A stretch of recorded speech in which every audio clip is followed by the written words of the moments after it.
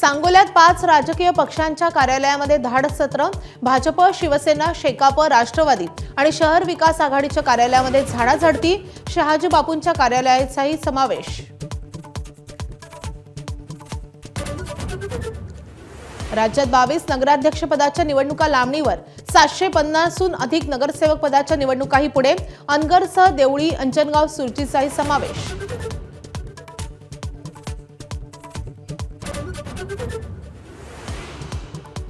नगर परिषद, नगरपंचायत निवडणुकांचा आज प्रचाराचा अखेरचा दिवस। मुख्यमंत्री, उपमुख्यमंत्र्यांसह सर्वपक्षीय नेत्यांच्या तोफा धरणार, तर घरोघरी जाऊन मतदारांच्या गाठीभेटी घेण्याचा उमेदवारांचा सिलसिला।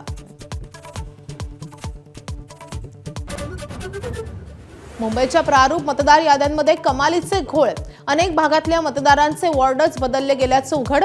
कुर्ल्यातील 7000 मतदार दुसऱ्या वॉर्डात दाखवल्याचं माहिती अधिकारामध्ये उघड। कणकवलीमध्ये निलेश राणेच धमाका करणार। सावंतवाडीतल्या सभेतून एकनाथ शिंदेंची निलेश राणेंवर कौतुकाची थाप, तर शिवसेनेवर वार करणाऱ्यांना सोडणार नाही, निलेश राणेंचा इशारा।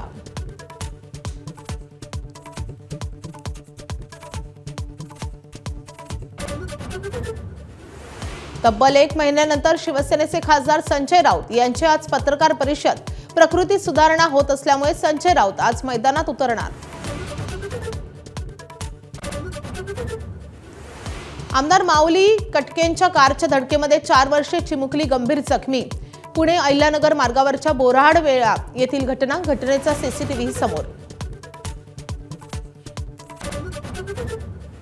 आजपासून संसदेचं हिवाळी अधिवेशन। अणुऊर्जा, राष्ट्रीय सुरक्षा, कॉर्पोरेट लॉसह विविध विधेयके सादर होण्याची अपेक्षा। SIR सह बेरोजगारी, महागाईचा मुद्दाही गाजण्याची शक्यता। दिल्ली पोलिसांकडून 3 संशयित दहशतवाद्यांच्या मुसक्या। मध्य प्रदेश, यूपी, पंजाबमध्ये कारवाई। ISIचा दहशतवादी शहजाद भट्टीचे साथीदार असल्याचा संशय।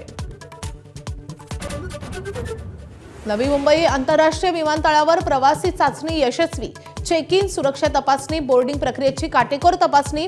25 डिसेंबर पासून उड्डाणांना हिरवा कंदील।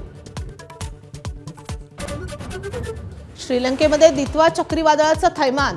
334 जणांचा मृत्यू, 370हून अधिक लोक बेपत्ता। भारताकडून श्रीलंकेला मोठी मदत। रांचीच्या मैदानात विराटच्या झंझावातानंतर दक्षिण आफ्रिकेचे सडेतोड प्रत्युत्तर। अखेर 17 धावांनी टीम इंडियाचा विजय। मालिकेत भारताची आघाडी। एबीपी माझा, उघडा डोळे बघा नीट।